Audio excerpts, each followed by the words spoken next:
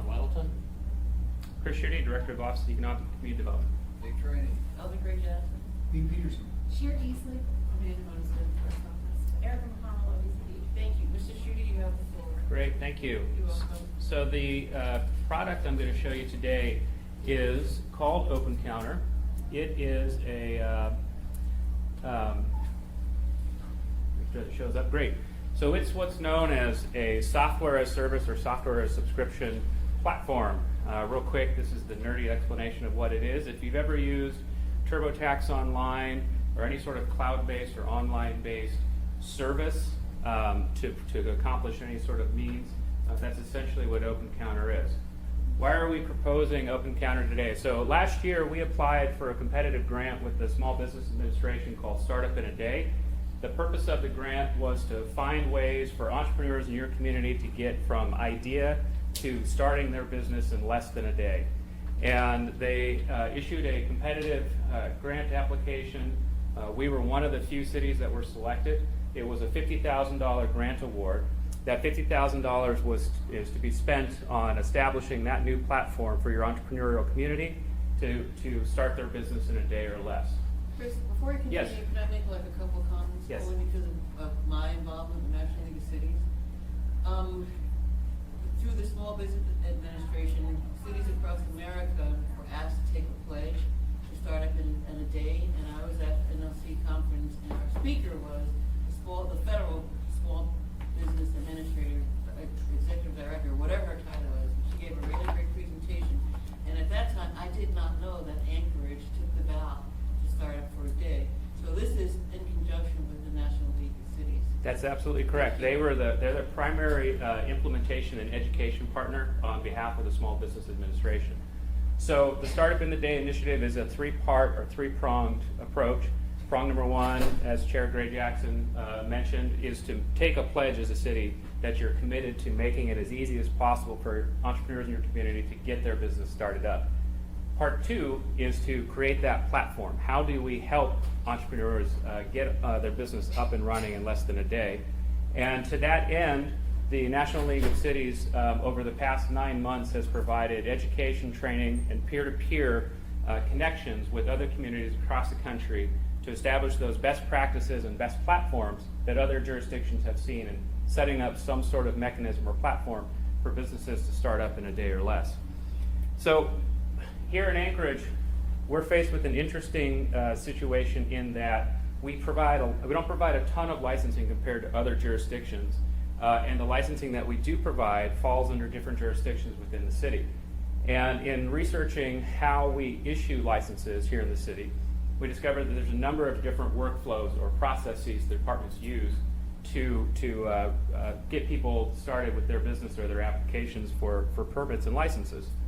The other thing we learned is that we're still largely paper-based, and we have a ton of forms that are still provided online for entrepreneurs, but the expectation is that if you're applying for a health permit, if you're applying for a business license, massage parlor license, you still have to come in to the municipality to complete that transaction. So in looking at our existing business practices and the workflows that our departments use, we recognize that this type of environment would need a complete overhaul from the ground up if it were to be streamlined and consolidated on some platform. So in researching how other communities that faced a similar environment address this problem, OpenCounter as a platform quickly rose to the top of the list for one primary reason. Number one, it is easy to read and easy to follow. I keep going back to the TurboTax analogy. If you've ever used TurboTax, you know that it asks you questions in plain English and somehow magically behind the scenes populates all the proper forms for the IRS. OpenCounter is built on the same platform philosophy and logic, that it asks questions to entrepreneurs in relatively plain language, and behind the scenes and under the counter or under the hood, it is filling in all of the information that's required for people to start businesses up, and it's doing so in a way that capitalizes on how we train it or how we program it on the back end. So to give you an example, if you were to go to the OpenCounter platform for any given city, I believe I pulled this one from Santa Cruz, California. The first question, yes, sir. Chris, I understand how this works. Question for you is, this is gonna be stored where? Out on our computer system? So the way the OpenCounter Platform will be, is essentially a face to all of the existing systems that we have in place. And all the systems that we have in place currently on the business licensing side are paper-based. So while people will have an online interface to fill in information, answer questions, what's happening behind the scenes is that it is still populating the PDFs that the departments use, and then this information is transmitted to the appropriate department for processing. Is it SAP compliant? It can work with SAP. I just wanna make, not can, I wanna make sure it works with SAP. Yeah, it's a front end, it's not a standalone software module. It is a front end that provides basically a glossy face to whatever processes you have behind it, whether it's Excel, which the health department uses, paper forms like we use, and then SAP when that becomes fully up and running and implemented. Thank you. Sorry to interrupt you. That's all right. One of the other great things about the OpenCounter platform is that it's built on a GIS Zoning Foundation. And this one we think is really valuable for anchorage because certain business types are allowed in certain areas and not in others.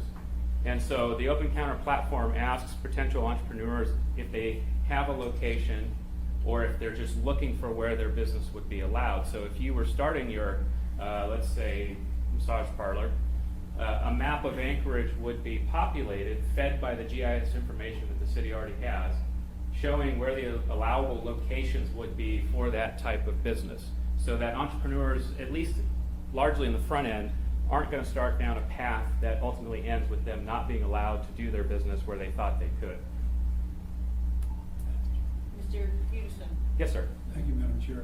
So are we going to program our new land use map in conjunction with this so that they can look at our new land use map and say, okay, so here's the areas that are zoned for the type of business that you're planning to open?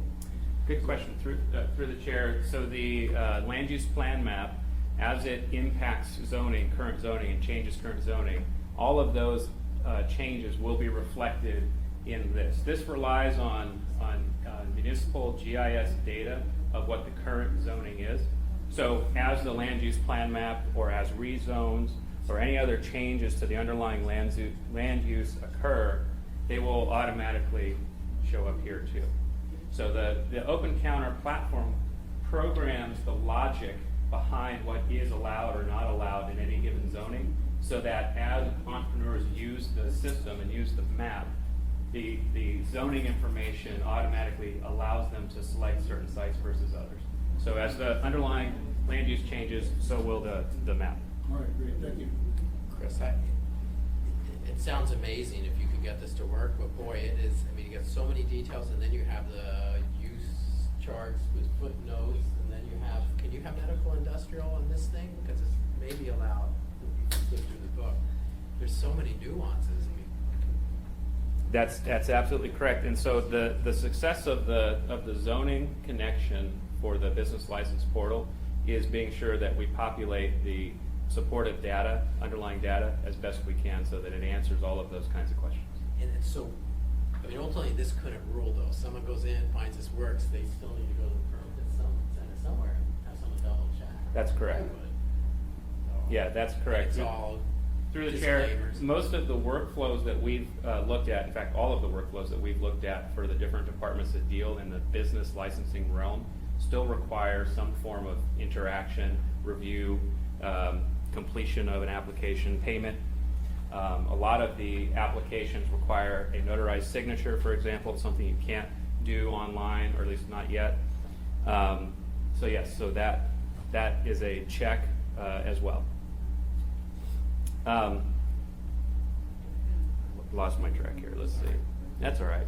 Oh, one of the other benefits of the system is that it, much like TurboTax, has a running tally of what it expects your taxes to be as you complete the questionnaire. The OpenCounter platform allows entrepreneurs to track what the license fees are that they've accumulated thus far based on license fee information that we populate it with. So if you're going through the steps for starting a restaurant, for example, and you have to talk about health permits, and then you have to talk about other license and other fees. There's a running tally that's calculated on the fly that'll help the entrepreneur stay in the know of what the fees are that they owe. We are not intending to collect fees electronically out of the gate. In fact, most municipal departments don't collect fees online currently. Some don't even take credit cards currently. But that's outside of the scope of this particular grant. Somewhere down the road, if you look at cities that have more fully adopted the OpenCounter platform and integrated it into their, whether it's SAP or their other system that runs the city, they have made that connection between calculation of permit fees and the ability for an entrepreneur to pay all in one swoop. We're not there yet. Mr. Training? Question for you. Let's say I wanted to open up a marijuana business. Since we're into that now.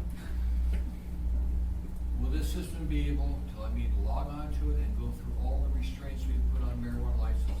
Distance from schools, distance from playgrounds, to find property that I can use for business? So when we made the pitch for Startup in a Day, it wasn't envisioned that it would capture marijuana, but I do think that in working with marijuana and with Eric McConnell, there is tremendous potential for this to accomplish that goal. We have not made a firm commitment right out of the gate to accept or not accept marijuana license applications via this. Are we gonna have on there what things this will do for the public? Absolutely. One of the greatest benefits of the OpenCounter platform that we selected is that it's an educational tool more than anything. And so entrepreneurs, as they're filling out forms or answering questions, they're being educated about the different requirements for any given business line or any given license type. And we find that providing that information to them as they're actively engaged in the process will probably be more beneficial than the current delivery methods that we use. Thank you, Bruce. Sure. One other benefit of the OpenCounter platform is that it keeps track of individual permits or permittees on a per person basis, meaning that if an entrepreneur starts a particular business license application but does not complete it, we're able to, on the administrative side, we're able to see which applications or permits have been completed and which have not, so that we know if the entrepreneur calls and is asking questions about what else do they need to do, we know which steps they've taken and which they haven't. Someday, our hope is that we actually get to a point where we can identify people that got stopped at a certain point in the business licensing process and actually reach out to them to see if we can't help them complete that process. So you would find out what's holding up, stopping them from opening their new business. Absolutely, yeah. Our hope is that it's a two-way communication in that we're learning what stopped them, but we're also learning maybe there's something on our end that's unclear or imperfect that we can correct in future iterations. As I mentioned earlier, OpenCounter's greatest benefit is that it works seamlessly behind the scenes with all of the existing processes we use here. All of the PDFs, et cetera, that municipal departments use in the licensing realm can be automatically populated as the user answers questions on the OpenCounter interface. It's great because it saves time as well. They're not required to duplicate entries. How many times do I have to put my name, address, et cetera. So all of that happens under the hood thanks to the logic of the OpenCounter platform. And again, this is a Small Business Administration grant that we were awarded, and we're very excited to move forward with it. I have a question, Chris. Yes. So accepting the grant is on our agenda, is it on the addendum? It is not on the addendum. And the grant has already been accepted and appropriated. This is what's on the agenda is the award of that money to OpenCounter to implement. Okay, can you refresh my memory? When was the grant acceptance on our agenda? Because I totally missed it. We accepted the grant in the fall, but it was appropriated to OECD in January of 16. In January, I have to look. Can you provide me with a copy of that document? You bet. That would be really great, maybe to all of us. Sure. Refresh our memories. And so on our agenda for Tuesday Is the procurement. contract. Yeah, it's the procurement. And it's for $50,000? Correct. Okay, thank you. You bet. Any other questions? Mr. Reynolds? A little bit. I mean, there's amazing irony to go from a meeting on marijuana where we keep throwing little trips in front of them or obstacles and doing this with a goal to get rid of it. This is be amazing to get going. It's absolutely ridiculous to go to the permit center with multi-million-dollar project and take out the pink sheet and start writing stuff down. It makes no sense. But tied in with that, we're automating the permit center, right? And is this redundant with that, tied in with it? So that's a very good question through the chair. This is strictly related to business operations, license and permitting. This is not related to construction permitting. That being said, the OpenCounter Platform is able to and does communicate with all of the platforms that we use in the permit center. So Hanson, et cetera, it can communicate with that. But to address your other observation, no, that's still handled directly by ePlan, Hanson, et cetera. And removing the paperwork barriers there is also on our radar. Thank you, Mr. Butterfield. Mr. Trainee? Chris, how long is the annual cost of $37,500 valid? It's an annual cost, so it's a 1-year subscription fee. I know, but how long is that cost valid? 1 year? If this is approved, we would sign a contract that locks that in, and we are only committing to a 3-year period subject to annual appropriation, of course. Thank you, Mr. Trainee. Any other questions? Mr. Peterson? Thank you, Madam Chair. So, obviously, we're hoping that this will encourage, make it easier for people to start new businesses. And if new business activity happens, that this will more than pay for itself in the long run. Is that the goal? Yeah. Through the chair, the goal, that's an outcome for certain. This is not intended to be a revenue generator, but I do think that by making the process easier, you may see an uptick in fees collected for licenses. More importantly, it's something that I think we're learning on the under the hood side, that we can improve our processes internally to make them more efficient as well.